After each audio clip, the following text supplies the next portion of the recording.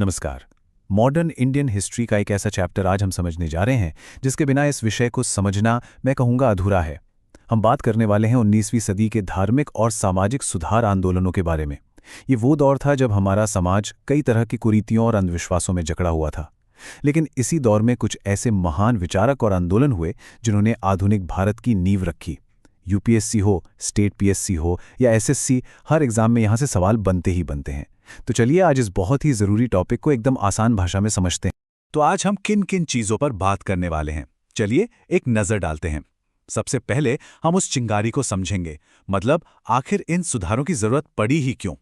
फिर हम बात करेंगे ब्रह्म समाज और प्रार्थना समाज जैसे शुरुआती आंदोलनों की। इसके बाद आर्य समाज की क्रांतिकारी लहर को समझेंगे। फिर देखेंगे कि देश के अलग अलग कोनों और धर्मों में कौन सी सुधार की आवाज़ें उठीं। और हाँ, सबसे ज़रूरी, एग्जाम में यहाँ से सवाल कैसे बनते हैं उसे भी डिकोड करेंगे। और आखिर में समझेंगे कि इन आंदोलनों की हमारे लिए विरासत क्या है। तो चलिए शुरू करते हैं सबसे पहले सवाल से। आखिर वो वजह क्या थी, वो कौन सी चिंगारी थी जिसने सुधार की इतनी बड़ी आग को जन्म दिया। देखिए, कोई भी बड़ा बदलाव यूं ही नहीं होता, उसके पीछे ठोस कारण होते हैं। तो 18वीं 19वीं सदी का भारतीय समाज आखिर था कैसा कि इतने बड़े बड़े रिफॉर्म्स की जरूरत आन पड़ी। ये उस समय के समाज की एक तस्वीर है। आप सोच कर देखिए, समाज में अंधविश्वास अपनी जड़ें जमा चुका था। सती प्रथा, बाल विवाह, बहुविवाह, ये सब कुरीतियां आम बात थीं। जाति के आधार पर भेदभाव इतना कठोर था कि इंसान को इंसान नहीं समझा जाता था। महिलाओं के लिए तो शिक्षा के दरवाजे मानो बंद ही कर दिए गए थे। और धर्म के नाम पर रूढ़िवादी सोच इतनी हावी थी कि कोई सवाल ही नहीं उठा सकता था। लेकिन इसी माहौल में जब ब्रिटिश शासन आया, पश्चिमी शिक्षा आई, प्रिंटिंग प्रेस आया, तो एक नया पढ़ा लिखा भारतीय वर्ग तैयार हुआ। और इसी वर्ग ने पहली बार हिम्मत करके इन कुरीतियों पर सवाल उठाना शुरू किया। और इन्हीं सवालों के जवाब में शुरू हुई संगठित सुधार की पहली लहर। तो चलिए सबसे पहले मिलते हैं उन अग्रदूतों से, उन पायनियर से, जिन्होंने सुधार की ये मशाल सबसे पहले जलाई। और इसमें सबसे पहले नाम आता है ब्रह्म समाज और प्रार्थना समाज का। सुधार की ये कहानी शुरू होती है बंगाल से और आंदोलन का नाम है ब्रह्म समाज। इसके संस्थापक थे राजा राम मोहन राय, जिन्हें हम आधुनिक भारत का जनक या फादर ऑफ मॉडर्न इंडिया भी कहते हैं।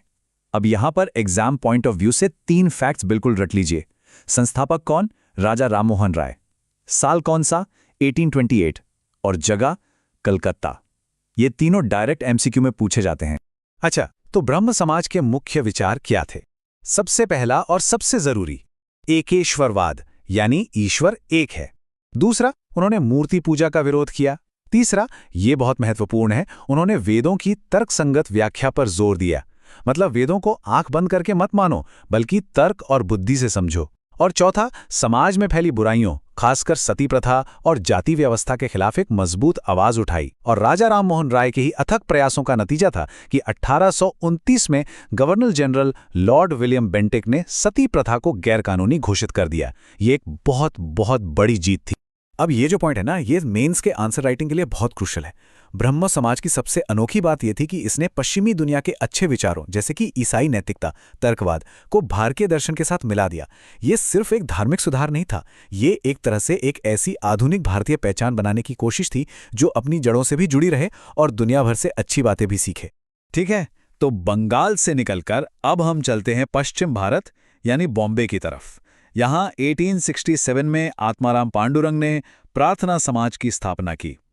इसके जो उद्देश्य थे वो काफी हद तक ब्रह्म समाज जैसे ही थे, जैसे जाति प्रथा का विरोध करना, विधवा पुनर्विवाह को सपोर्ट करना और महिला शिक्षा को बढ़ावा देना। एमजी रानाडे और आरजी भंडारकर जैसे बड़े नेता इससे जुड़े और उन्होंने पश्चिमी भारत में सामाजिक सुधार की मशाल को जलाए रखा। ब्रह्म समाज और प्रार्थना समाज के बाद एक ऐसा आंदोलन आया जो स्वभाव में कहीं ज्यादा क्रांतिकारी और आक्रामक था। हम बात कर रहे हैं आर्य समाज की, जिसका एक ही नारा था, वेदों की ओर लौटो। आर्य समाज की स्थापना साल 1875 में स्वामी दयानंद सरस्वती ने की थी। स्वामी दयानंद का मानना था कि हमारा जो मूल हिंदू धर्म है वो वेदों पर आधारित है और वो ज्ञान और तर्क पर आधारित है। लेकिन समय के साथ उसमें बहुत सारे अंधविश्वास और कुरीतियां, मतलब फालतू की चीजें आ गई हैं। तो अगर हमें धर्म को शुद्ध करना है तो हमें वापस वेदों की तरफ जाना होगा। वेदों की ओर लौटो, ये सिर्फ एक नारा नहीं था, ये एक पूरी विचारधारा थी। अब इसका मतलब ये नहीं था कि हमें पुराने जमाने में वापस चले जाना है, नहीं। इसका असली मतलब था कि वेदों के बाद जो भी चीजें धर्म में जोड़ी गईं, जैसे मूर्ति पूजा, जन्म पर आधारित जाति व्यवस्था, तरह तरह के कर्मकांड, इन सबको छोड़ दो, क्योंकि ये सब अंधविश्वास हैं। ये एक तरह से धर्म का शुद्धिकरण करने का आह्वान था। आर्य समाज के विचार अपने समय में वाकई क्रांतिकारी थे। उन्होंने मूर्ति पूजा और कर्मकांडों को सीधे सीधे नकार दिया। सबसे बड़ा हमला उन्होंने किया जन्म पर आधारित जाति व्यवस्था पर। उन्होंने कहा कि कोई भी व्यक्ति जन्म से बड़ा या छोटा नहीं होता, बल्कि अपने कर्म से होता है। समाज का आधार कर्म होना चाहिए, जन्म नहीं। उन्होंने शुद्धि आंदोलन भी शुरू किया, ताकि जो लोग किसी कारण से दूसरे धर्म में चले गए हैं, उनकी हिंदू धर्म में वापसी हो सके। और हाँ, महिला शिक्षा और विधवा पुनर्विवाह का भी इन्होंने जबरदस्त समर्थन किया। इसका असर उत्तर भारत, खास तौर पर पंजाब, यूपी और राजस्थान में बहुत ज्यादा हुआ।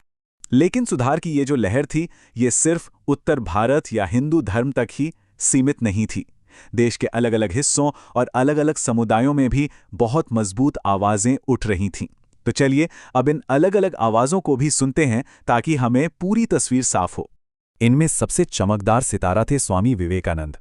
उन्होंने 1897 में अपने गुरु रामकृष्ण परमहंस के नाम पर रामकृष्ण मिशन की स्थापना की।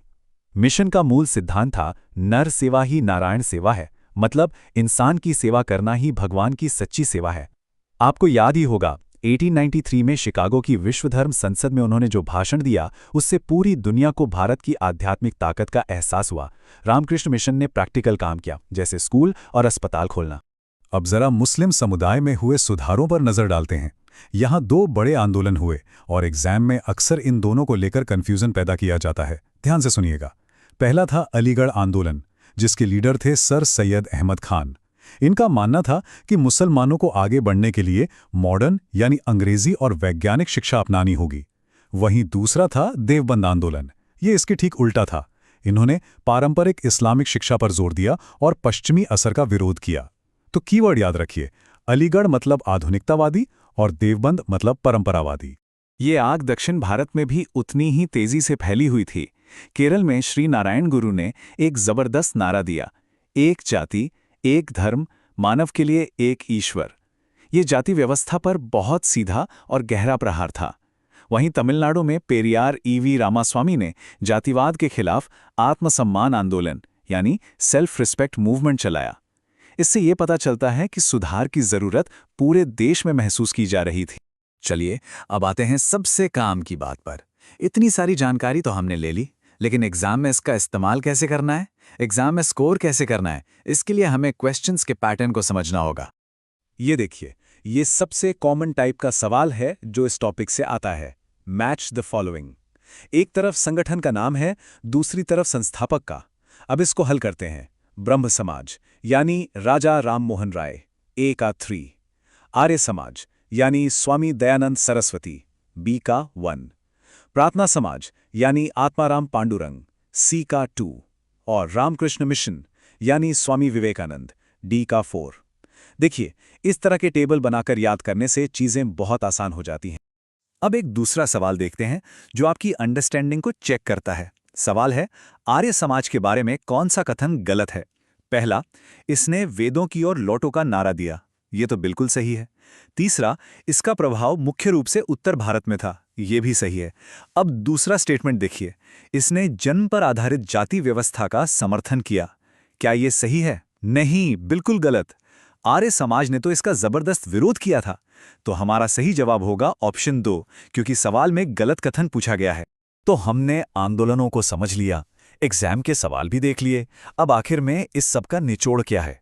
इन सभी सुधार आंदोलनों ने मिलकर हमारे देश पर क्या असर डाला? इनकी विरासत क्या है? देखिए, इनके प्रभाव को हम 2 हिस्सों में बांट सकते हैं। एक तरफ तो इसके बहुत सारे पॉजिटिव इम्पैक्ट्स हुए, जैसे सामाजिक बुराइयों और अंधविश्वास पर सीधी चोट की गई, महिलाओं के अधिकारों और उनकी शिक्षा की बात की गई, तर्क और आधुनिक सोच को बढ़ावा मिला। और सबसे बड़ी बात, इन आंदोलनों ने भारतीयों के अंदर एक नई राष्ट्रीय चेतना, एक नेशनल कॉन्शियसनेस जगाई। लेकिन हाँ, इनकी कुछ सीमाएं भी थीं। ये आंदोलन ज्यादातर शहरों और पढ़े लिखे लोगों तक ही सीमित रहे। गांव देहात के भारत पर इनका असर उतना ज्यादा नहीं हो पाया। तो इस पूरे डिस्कशन का सबसे बड़ा टेकअवे क्या है? वो ये है कि इन सामाजिक और धार्मिक सुधार आंदोलनों ने भारत के राष्ट्रीय आंदोलन यानी फ्रीडम स्ट्रगल के लिए एक मजबूत जमीन तैयार की। देखिए, जब तक कोई समाज अंदर से कमजोर होता है, वो बाहरी ताकतों से नहीं लड़ सकता। इन आंदोलनों ने भारतीयों के अंदर आत्मसम्मान और आत्मविश्वास जगाया और यही आत्मविश्वास आगे चलकर आजादी की लड़ाई की सबसे बड़ी ताकत बना। और ये पूरी कहानी हमें आज एक बहुत बड़े सवाल पर लाकर छोड़ देती है। अगर सामाजिक सुधार ने राजनीतिक चेतना की नींव रखी, तो इससे हमें एक राष्ट्र के निर्माण के बारे में क्या पता चलता है? किसी भी देश को महान बनाने के लिए क्या जरूरी है? एक मजबूत समाज या एक मजबूत राजनीति? शायद इन आंदोलनों की कहानी हमें यही सिखाती है कि एक मजबूत राष्ट्र की असली नींव हमेशा एक जागा हुआ और सुधारवादी समाज ही होता है। इस पर जरूर सोचिएगा।